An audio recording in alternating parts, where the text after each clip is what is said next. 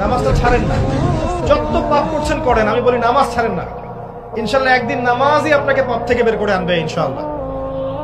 শয়তান আপনাকে হতাশ করতে চাইবে, শয়তান আপনাকে হতাশ করতে চাইবে যে তুই তো গার্লফ্রেন্ডের সাথে কথা বললি, রাতের বেলা পর্ন দেখলি, তুই তো ফ্রি মিক্সিং এ আছিস, তুই মাদক দ্রব্য খাচ্ছিস, তুই কাজে ফাঁকি মারিস, তুই ট্যাক্স আদায় করিস নাই, দুর্নীতি করছিস, তুই আবার নামাজ পড়বি কেন? শয়তান আপনাকে এগুলো বোঝাবে কিন্তু যে নামাজ তো আমার শোভা পায় না, আমি তো অনেক পাপী মানুষ। এই ধোকায় পা দিবেন না। আপনি নামাজ কন্টিনিউ করতে থাকেন, ইনশাআল্লাহ আল্লাহ পাক আপনাকে পাপ থেকে বের করে আনবেন ইনশাআল্লাহ। ওই নামাজটা যদি ছেড়ে দেন তাহলে আর কোনো হাতিয়ার বাকি থাকবে না। আর আপনি যত পাপ করেন না কেন মায়ুস হবেন না, মন ছোট করবেন না। আপনার একটা সেজদা, যে সেজদা আপনি চোখের পানি ঢেলে দিয়েছেন আল্লাহর কাছে, যে আল্লাহ আমার ভুলগুলো তুমি মাফ করে দাও, আমার তওবা তুমি কবুল করো, ইনশাআল্লাহ দেখবেন ওই একটা সেজদা যদি কবুল হয়ে যায় আল্লাহ পাক আপনার সব গুনাহ মাফ করে দিবেন ইনশাআল্লাহ। হতাশ হবেন না। শয়তান হতাশ করতে চাইবে মানুষকে, শয়তান মানুষকে হতাশ করতে চাইবে। এমনকি আপনার যদি পাহাড়ের পরিমাণ ঋণ থাকে, ওই ঋণ শোধ করার ব্যবস্থা আল্লাহ পাক করে দিবেন ইনশাআল্লাহ। হতাশ হবেন না, নামাজ ছাড়েন না। আসেন রিল্যাক্সে নামাজ পড়বেন ইনশাআল্লাহ। আল্লাহ পাক তৌফিক দান করুন। নামাজের মধ্যে যা পড়ছেন এটাকে বোঝার চেষ্টা করতে হবে অর্থটা, তখন দেখবেন নামাজে মনোযোগ বাড়বে ইনশাআল্লাহ।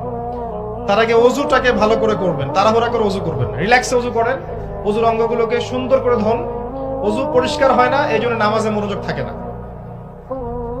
আর একটা বদভ্যাস আমারও আছে, আপনাদের সবারও আছে আমি জানি, ওযুতে আমরা যে পরিমাণ পানি খরচ করি, এই পরিমাণ পানি দিয়ে নবী সাল্লাল্লাহু আলাইহি ওয়াসাল্লাম গোসল করতেন।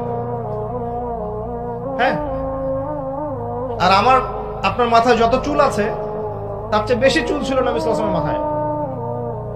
আপনার দুজন তিনজনের মাথায় যত চুল আছে তার চেয়ে বেশি চুল ছিল নবী সাল্লাল্লাহু আলাইহি ওয়াসাল্লামের মাথায়। তারপরেও তিনি অল্প পানি দিয়ে গোসল করে ফেলতেন।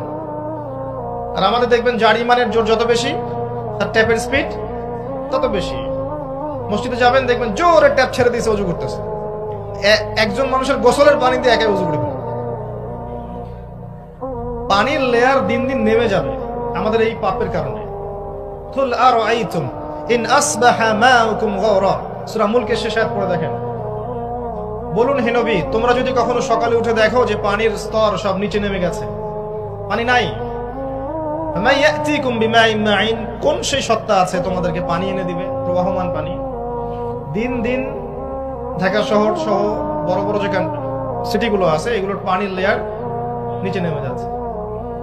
আমাদের অপচয়ের কারণে এমন হচ্ছে। আল্লাহ পাক আমাদেরকে সালাত বুঝে আদায় করার তৌফিক দান করুন। মনোযোগ চলে যাবে, যাওয়া আসা করবে, মনোযোগ যাওয়া আসা করবেই।